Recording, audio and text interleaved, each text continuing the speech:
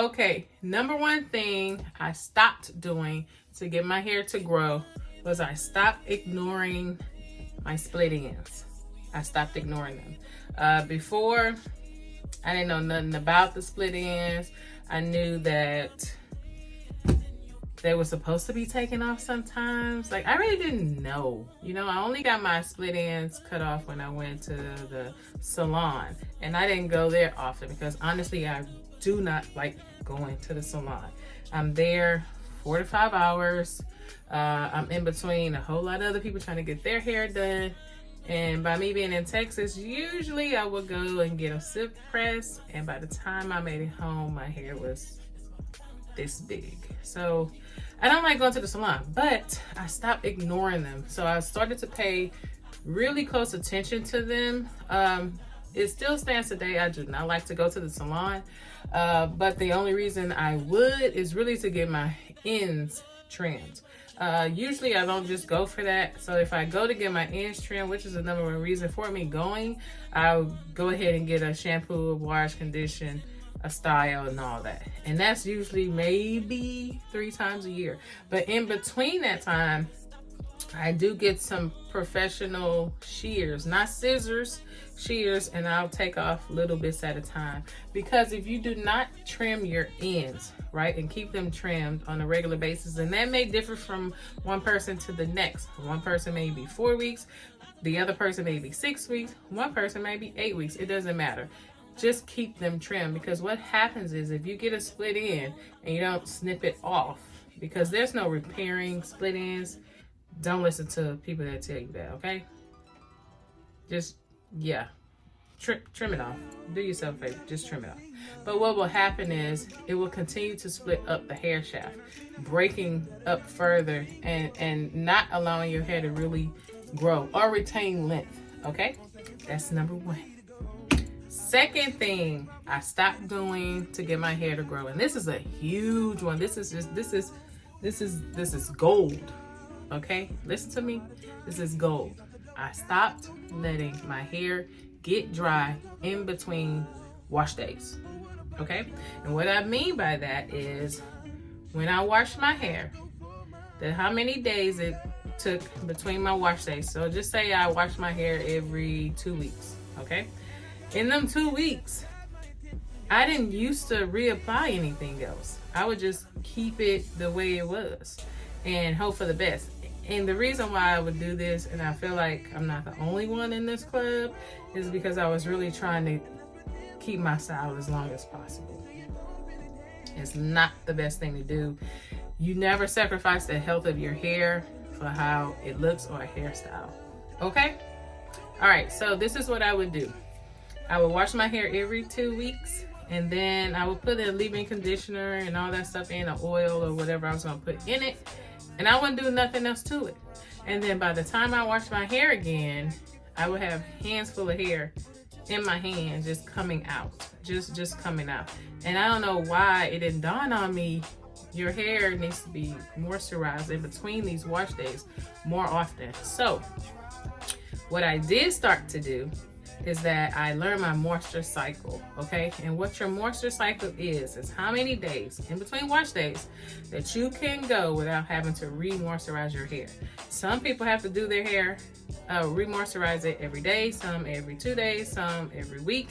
It just depends. You gotta pay attention to your hair. And that was another thing I did. I started to actually pay attention to my hair, listen to my hair. So for me, my moisture cycle, depending on what kind of style I have it in, is every 2 to 3 days. So every 2 to 3 days, I need to be spritzing my hair with some water or some aloe vera juice, applying a leave-in conditioner, either using a herbal oil on my hair or hair butter to seal it in, because I have high porosity hair, and we'll get into that one too.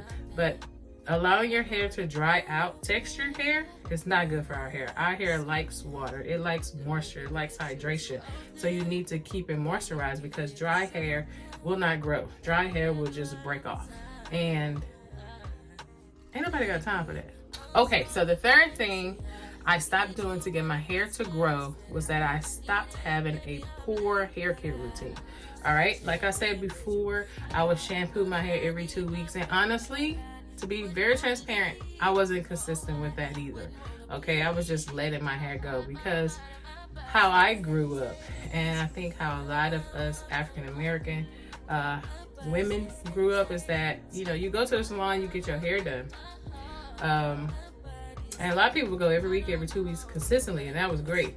But that wasn't a thing for me. So what I would try to do is make my hairstyle stretch very long. So I didn't want to get any water on them. I didn't want to get my hair wet, nothing. Like, you gotta make this, you gotta make this hairstyle last, baby, okay? But here's the thing with that, it doesn't benefit your hair. So what I started to do was I actually sat down, write down an actual routine, okay? So my routine, when I initially started transitioning from relaxed to natural hair, was I shampoo, I had wash day every 7 days. Every 7 days. Every 7 days. Honestly, I didn't know, you know, before that, I was wetting my hair every day. Thinking I was another race. I don't know what I was doing. But anyway, so I stopped doing that, and then I started doing every 7 days, okay? So I would shampoo, and I would condition my hair and deep condition. I never skip deep conditioning. It's not every now and again when you want to treat your hair product for me. Deep conditioning is a must. If I have to pick between a conditioner and a deep conditioner is going to win hand down every time, hands down. I can do without a conditioner. I'm not going to do without a deep conditioner. And we can talk about that later if y'all want me to do a video on the differences between conditioners and deep conditioners and how they actually work in your hair. I can do that. Drop that in the comments if you want to see me do a video on that topic as well. But I started having wash day every 7 days, sorry. And I also started to grease and oil my scalp, which I had stopped doing. I hadn't done it since I was a little kid. My grandma used to do it for me. So I was like, my hair was long and good and healthy when my grandma was taking care of it, you know. Other than the scalp issues I used to have. I had very, very, very dry scalp. But I was like, well, let me go back to my roots. You know, grandma did it, I'm gonna do it too. So I would do all of those steps every 7 days. So having a routine, it takes the guesswork out of your hair care journey, and it helps start to train your hair on, like, okay, every 7 days I'm finna get hydration, I'm finna get moisture, I'm finna get cleansed, okay? And also, I used to have a lot of buildup, and you know what, I didn't think that me not shampooing my hair and sometimes clarifying my hair more often was leading to that. But it does make sense now. It's like as you go on your journey, you learn more. But it's like if you have product buildup, sweat buildup, dead skin scales that you're not removing fast enough, it can affect your scalp. Your scalp's not breathing. It's not getting the nutrients that you're trying to put onto it from the outside, from external. And it's just not working. It's not going to benefit your hair or your hair growth on your hair growth journey. Okay, the fourth thing that I stopped doing to get my hair to finally grow was stop putting so much heat on it. I know I'm gonna ruffle some feathers with that one, but it's true. That's my experience. Everything in this video, I'm telling you about my experience and trying to help you guys if you are struggling with your hair growth. And if this benefits you or it resonates with you, that is great. Keep it. If it doesn't, keep it moving, throw it out, okay? These are my experiences. So with the heat, when I used to apply heat, I never added a heat protectant. I don't know why.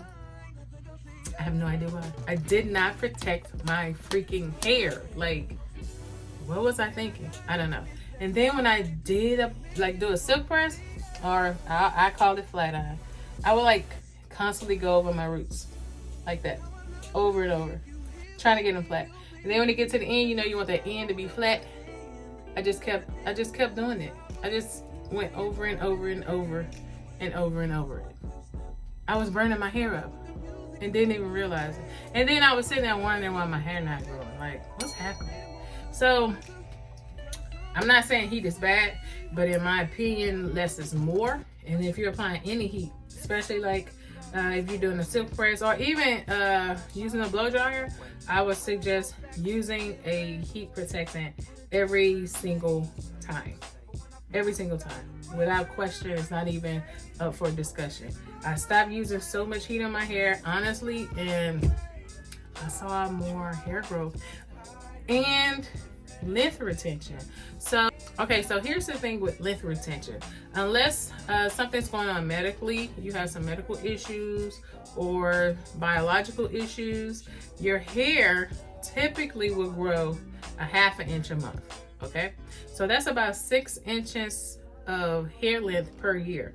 So if you're not seeing that 6 inches in a year's time, at the end of the year, the end of those 12 months, then something's going on. So I started to see more length retention with the less heat that I was applying to my hair, okay? The front of my hair, this is where I am now. I'll show y'all the back in a minute. But this is not the longest my hair's been. I've just been chopping it off slowly. I don't know why. Maybe I'm about to start a new journey. I don't know. But that is what I did as far as heat, okay? So, again, I'm not saying don't use heat. I'm saying if you can stop using the heat, stop. If you can't, you need to lessen it a whole lot so you can start giving your hair a break, okay? Give your hair a break and you'll see some results start to happen. All right, the 5th thing that I stopped doing to get my hair to grow was I stopped going to bed with nothing on my head. And what I mean by that is I wasn't wrapping my hair up. I wasn't putting a bonnet on. I wasn't putting a silk or satin scarf on. I wasn't using a silk or satin pillowcase. I would just go to sleep. And honestly, my pillowcases were cotton. So all the moisture that I did have in my hair, my pillowcases and my sheets would just soak it right out of my hair because I wasn't protecting it at night. So if you want to retain moisture and get your hair to grow, you need to be wrapping it up at night. And it don't matter how, but I wouldn't suggest anything cotton, okay? I would suggest satin or silk, a bonnet, a scarf, or if you just can't have stuff in your head, switch your pillowcases out for silk or satin, and you can just get that stuff at any store, or you can just order any of that on Amazon. But it is a huge step when you're trying to get your hair to grow. Okay, the 6th thing I stopped doing to get my hair to grow was I stopped caring about my hair texture. I was following the trend. I was following social media when everybody was like, what's your curl pattern? You know, this and that, that's important, blah, blah, blah. But what I found out doing my own research was that I don't care about my texture. I don't care if I'm 4B, 3C, 2B-ish, whatever. I don't care about that. The most important thing is, what is my hair porosity?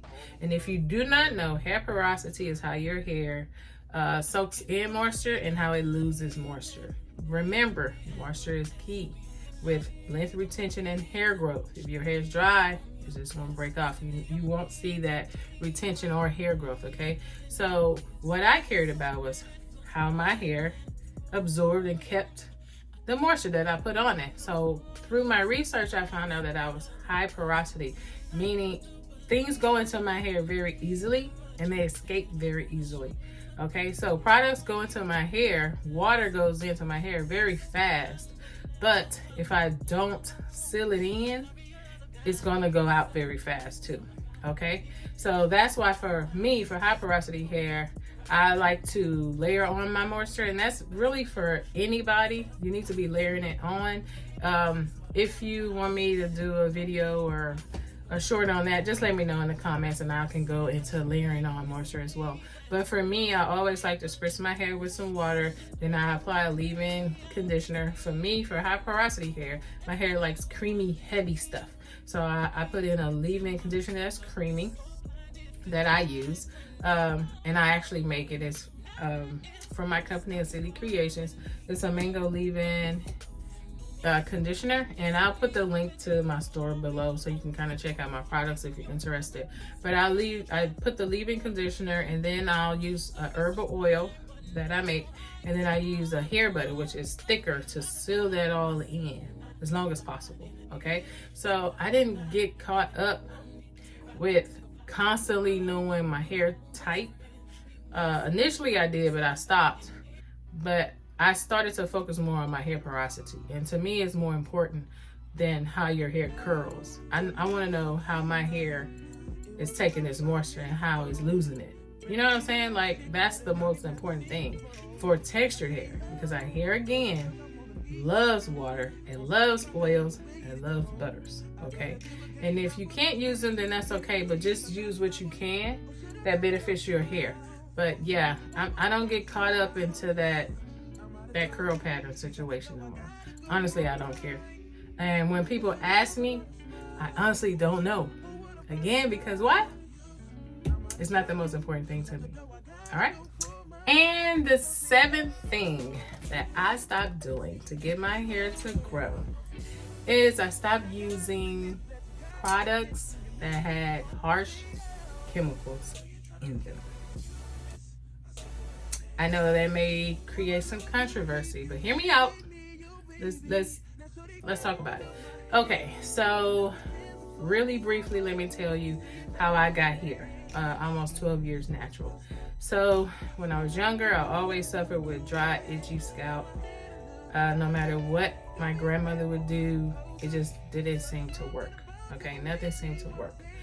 She would grease my scalp, all of that. And it felt good and it would last for a few days, but then I got the issue back. Okay, so I suffered with this all the way up until 12 years ago. So basically all my life.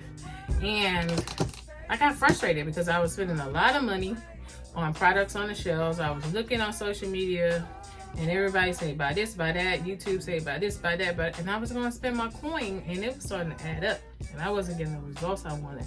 But then I also knew that I wanted more natural ways to do my hair.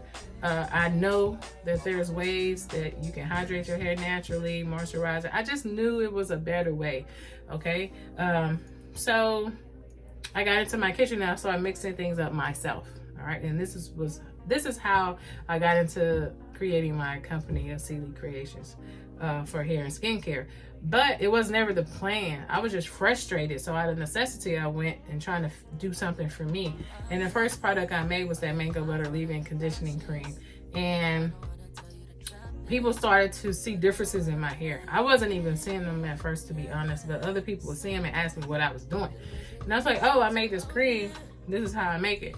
And I would tell the people, I mean, I wasn't worried about it because I had a 10-year career and I was focused on that. I wasn't trying to gatekeep. No, I'm just trying to help. Here, this is what you do. But what I found out was didn't nobody want to make it. They just wanted to buy from me. So thus my company was born. But I was like, whoa, these products without all these chemicals is actually working. Like, I might be onto something here. And to be honest, I want to put less things into my body. You know, when we're washing our hair and taking care of our hair, we have our scalp is here. We have skin on our scalp. The skin is the largest organ of the human body, if you didn't know that. So when you use shampoos, conditioners, herbal oils, hair growth oils, deodorants, toothpastes, lotions, shampoos, all of that is getting soaked into your skin and distributed through your body, and it's going through to your organs. Okay, so I'm not gonna sacrifice the health of my body for how my hair looks. And honestly, I don't feel we have to. Y'all look at YouTube. There's so many natural things that you can do to your hair. Everybody has a video on something. Okay, so in my opinion, you don't need all these products that are mostly filled with chemicals. Really, what I tell people is don't let the front of the label hype you up. You know, the front of the label might be 100% argan oil or something like that in it, infused with this or infused with that. Turn the label around, read it, and see where that argan oil is in the description list. If it's somewhere towards the bottom, that means they got less of it. It's a small amount in there. Okay, so don't let the front of the label hype you up. Turn it around. And honestly, I might ruffle some feathers, but I saw my hair start to really grow when I stopped putting relaxers on it. So those that are still using relaxers, this is my takeaway from it. If you are using relaxers, I want you to just know, I just want you to know your research. I want you to know all it has to, that comes with it, okay? I'm not saying natural hair is better than relaxed hair or vice versa. All I'm saying is it's a strong chemical. It's a strong chemical, and you're putting it right onto your head. That is soaks into your skin, and your brain is right under it. So I used the relaxers for many, many years, but thank God I decided to stop 12 years ago.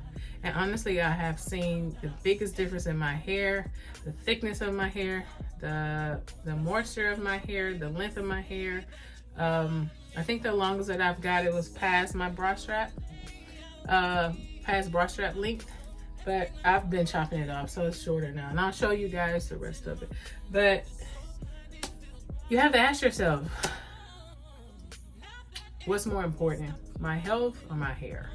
Okay, and to be honest, I don't feel like you have to choose. Like, just get some plant-based products, or some products that are not totally like filled with chemicals, like barely have anything. If you can find natural, fine. And if you're interested in that, the link to my store will be at the bottom. My hair products are plant-based, okay? I do have some things in them to like preserve them and things of that nature, but it's the more gentle forms, because I don't want to have you to have to put it in the refrigerator or the freezer or something like that. I want you to be able to travel with it if you want. But I like to put natural things, natural herbs. I love working with herbs. Herbs are so alkaline, and they really provide a lot of nourishment and vitamins to your hair, which your hair needs. Just like the inside of your body, the outside needs the same thing. Your hair needs the same thing. And yeah, those are 7 things that I stopped doing that really made a major difference in my hair growth overall. And for me, if I don't like a product, when I look at the ingredient list, I go try to make it myself. And if you're not a DIYer, just shop at my store or find you a store that you really like. And if you enjoy the ingredients and the products are working well for you, then keep doing that, okay? So yeah, guys, this is the end of the video. I hope you got some value out of these 7 things that I stopped doing to get my hair to grow. Okay, so let's see if I can turn it around. Show you the back of my hair, how thick my hair is.